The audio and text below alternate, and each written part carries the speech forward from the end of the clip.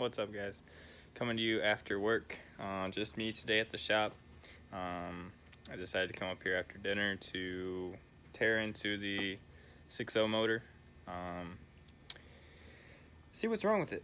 It obviously lost low pressure oil. You've seen that in the past videos. And the motor needs a rebuild. Just not building low pressure oil, so something's clogged or whatever, and from trying to crank it and getting low pressure oil, I believe the bearings are shot in the rods or something like that. I don't know at this point. So I am going to start tearing this apart. I've already tore some stuff off, like the up pipes, my Harrington kit, the engine harness, boring stuff. Keep in mind, I have done stuff to this motor. Obviously the truck was like 700 horsepower. 700 is generous, but 600 horsepower, we'll say. Has O-ring tabs, ARP 625 head studs, which is like the custom aged ones, and ARP rod bolts, like all the ARP stuff for this motor besides the main studs. It does have some stuff done to it. We have some stuff in the works coming, but we'll keep you guys, try and stay tuned for that.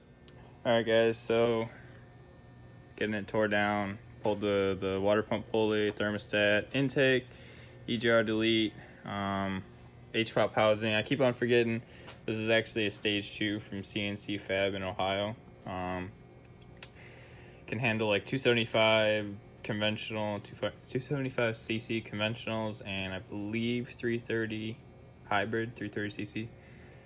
Haven't had any issues. Had it in here for like, I think 6,000 or 7,000 miles. Hasn't given me an issue. Never skipped a beat. Always held ICP at wide open throttle. My stock one was just going out. 180,000 miles on it. It lived a good life. But I wanted to share a real quick tip for you guys. I don't have the tool for like these that most people use to push it down. Like, you can get it on Amazon and everything. I just never got it. So what I always do is, like, you can either use a 19 or an 18 or 19 mil. I like the 12 point just because, I don't know, 6 point I've never been able to do this with. But when it's pushed in here, I should have left one of these in. When you put it in here, you push and you'll hear a click, and that's all the clips on the side, these two here and these two on the other side. That's those going through, and then you just push it, pull it out. It's pretty easy, actually, even in the truck, not even just on a stand or anything. I've never had any issues. I mean, the tool's only like $20 if you wanted to go that way, but it's basically a socket that's smooth inside. That's the only difference. And then, of course, just the T40 to get the hold downs out. T40 on all 18 mil motors, so 03 to 04, no, 05 actually are still 18 mil. 06 and 07 are 20 mil head gaskets. I'm trying to grab one of these so you can see. Anyways, let's put this over here. Grab this. T40. Do not strip these out. Do not break them, because it is not fun at all. And just make sure all your, like, the copper gasket all the way down in there came out if you're like doing this in truck, in chassis, whatever, and you're doing just injectors or whatever. Make sure the copper one comes out of there, because if you put new ones in and they have new copper gaskets on them, then it'll leak and you'll get like fuel in your cylinder and all this fun stuff, and it'll smoke and knock and whatever. Anyways, just don't do that. Torque these down to spec. Trust me, you want to torque them down to spec, because I've not torqued them down to spec before and hydrolocked my motor. This motor, yes. So just do that. Anyways, so when I find other tips and tricks for you guys, I will let you know. But pretty much it's all easy going. If you have general knowledge of how to pull a motor apart, do that. Like when you undo studs, you always go from center out, just like you're tightening them. disassembly is not as critical as reassembly, and I'll give you guys a video when we reassemble this motor as well. So, alright guys, so got all the studs pulled, rocker boxes, but I wanted to show you guys this. So when I reassembled the first time this motor, I resealed it, pulled it out of the truck, did the frame, everything like that. If this isn't a test to show you why you use Ford Motorcraft diesel silicone when you assemble these motors, I don't know what it is, because this stuff is basically like glue. Like the gasket stuck to the silicone to this flat surface versus the groove in the rocker boxes. So this stuff literally keeps these motors from leaking. I mean, I was told to use it on the rocker boxes because if the rocker boxes leak oil, then you have to redo the whole stud job because the studs hold down the rocker boxes. So definitely reusing it a lot, and normally don't pay attention to the high temp, crap there. Normally you use it in these joints, like this corner here, the corner down by the bed plate, and this rear cover. Like you use it everywhere, like normally on the oil cooler housing, because those like to leak a lot. As you can see, I didn't do that. Normally on the H-pop cover, stuff like that. Like the stuff actually works. Like it's good stuff. I use it on the gasser motors, everything that I can, because it just works. So, but all the studs are out, heads are ready to come off, and then after that I'm just going to pull the oil cooler H-pop front cover, flip the motor over, pull the pan, upper oil pan, and then I basically have to flip it back over while I'll be pulling the pistons and everything like that, because it's getting new rings, new bearings. But when we flip it over, we'll see the condition of the bearings right now. So, alright guys, found some interesting things. So after the motor blew apart the low pressure oil pump, I'll see if I can throw in a picture of what the gears look like, the old one. If I can't, I'm sorry, but it obliterated and it like cracked the front cover. So anyways, we put this new one in, new to me, I would say, but so it's in one piece, as you can see, obviously, but there was oil on it. Like it was obviously getting oil from the sump, so it takes it from the pickup through this hole, goes through the front cover, gets pressurized, and goes through this hole, which takes it up and into the oil cooler. Well, it's got a little oil, I guess. There's a bunch of crap in this screen, no holes, but yeah,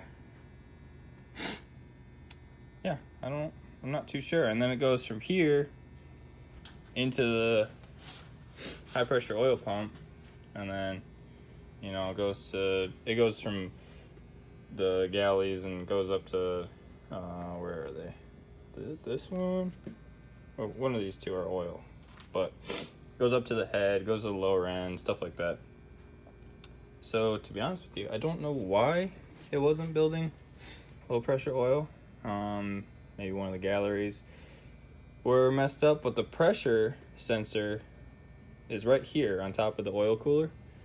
So I don't quite understand yet why. Like the oil filter never even saw oil. This is brand new. Like we did an oil change when we did the low pressure oil pump.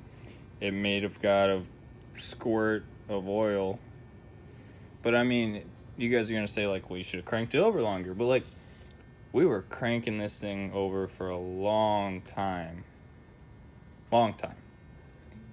and it still wasn't building low pressure oil.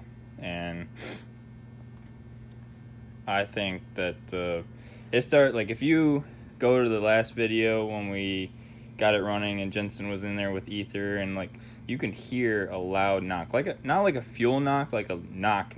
So I'm assuming one of the rod bearings is toast, because when the first low pressure oil pump the truck ran for about a minute without low pressure oil pump until the high pressure sucked it all out of this, like right here, because there's a hole down here and it goes underneath here to the low pressure oil pump, or high pressure, feeds that, and then it feeds, you know, this goes to your IPR, your ICP, stuff like that.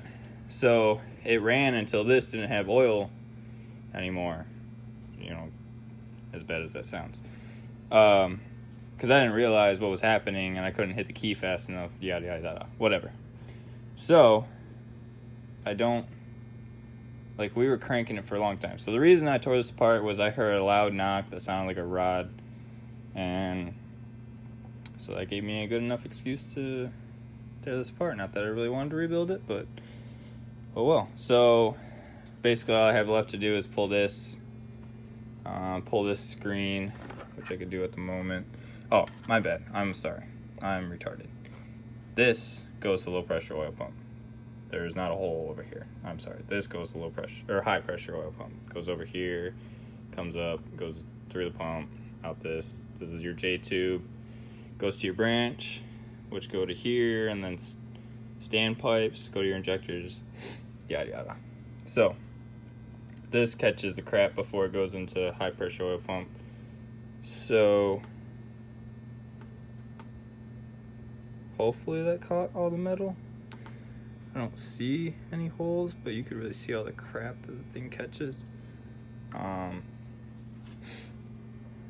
So yeah, which tells me the metal that was in the IPR must have came from this, which is also not a good thing.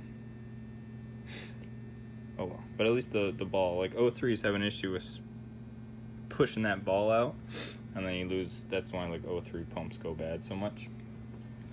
But so that's not good. That this, I mean, there are 3 little small specks, but still it shouldn't be pushing metal through. So you guys are along for the journey. I'm finding out this stuff as soon as you are. So yeah, I'm just gonna throw this away because that, well, I guess I should keep that around actually. So I'm gonna keep that around. I'm gonna pull this J tube with the H pop, put the H pop aside, might send that out to CNC. I'm gonna call them tomorrow and pull out the pan, check rod bearings, and pull the main cap and just see what the bearing condition is. Either way, the motor's coming apart. Well,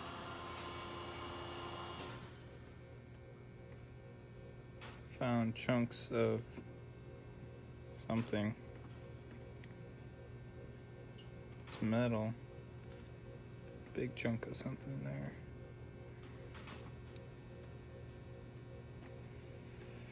Don't know. That doesn't really sound good. I know there's supposed to be some, clearance between the two.